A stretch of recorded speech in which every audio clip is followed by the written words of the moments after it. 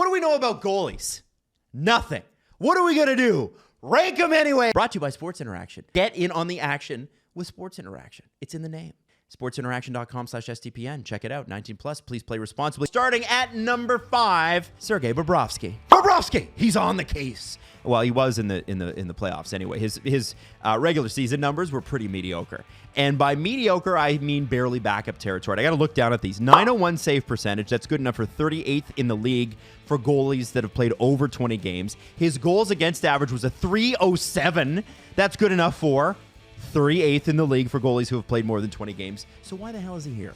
In the playoffs, he took down the East's big three almost single-handedly with Matthew Tkachuk. You're talking about Boston, who had a historic year. You're talking about the finally through to the second round Toronto Maple Leafs. And you're talking about the, oh my God, we're about to sweep the Carolina Hurricanes, even though they don't accept that. This is crazy. He held Toronto to only 10 goals over 5 games. He held the Canes to 6 goals over 4 games. And again, swept them. And in those 9 games combined, the Panthers were outshot 8 times. He's on the list for a reason. What an unbelievable playoff run we saw from Bobrovsky. Can he do it in the regular season?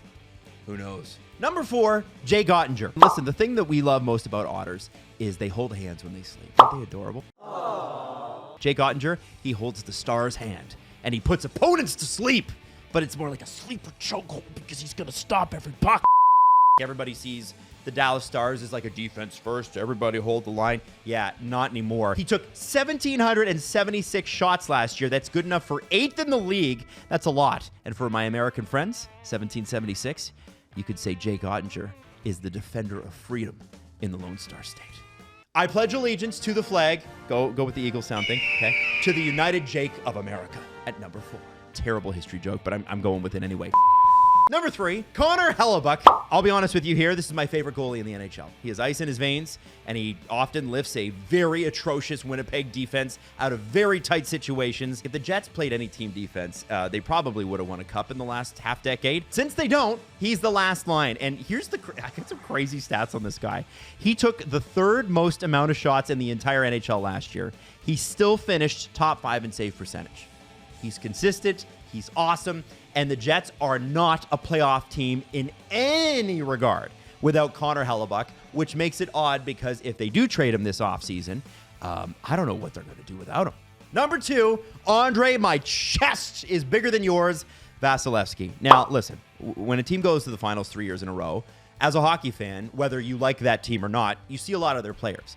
And I don't think you've seen a goalie play hockey more than Andrei Vasilevskiy over the past 3 years. Mathematically, the Lightning have played somewhere close to 4 years within the last 3, which is pretty crazy. And Andre doesn't let anyone else have the net. If you're a backup goalie in Tampa, congrats. I hope that you know how to properly open doors and close them because that's all you're going to be doing. It doesn't matter that Tampa didn't get out of the first round this year.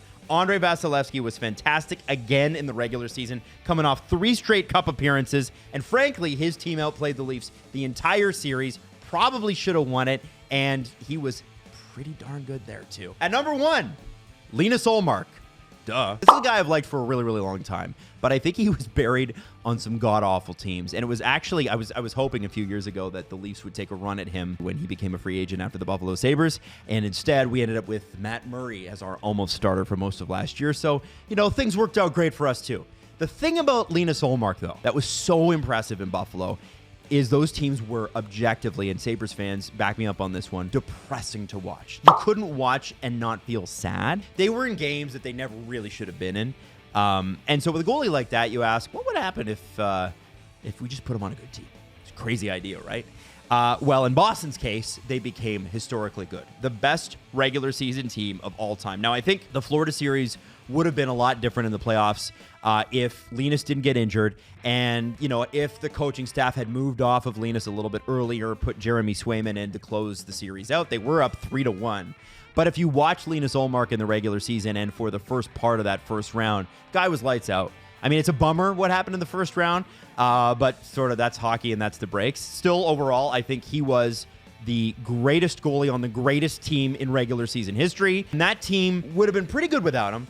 but I don't think they would have been the best regular season team of all time without him. He won the Vezina. Linus is number 1. I don't really think that's arguable, but maybe the rest of the list is. Hit me up in the comment section below. Tell me where I went wrong. If you know more about goaltending, if you're seething about my lack of knowledge and this top 5 is bothering you in July, well, leave a comment. Tell me what you think. Tell me how your list is better, because it's not.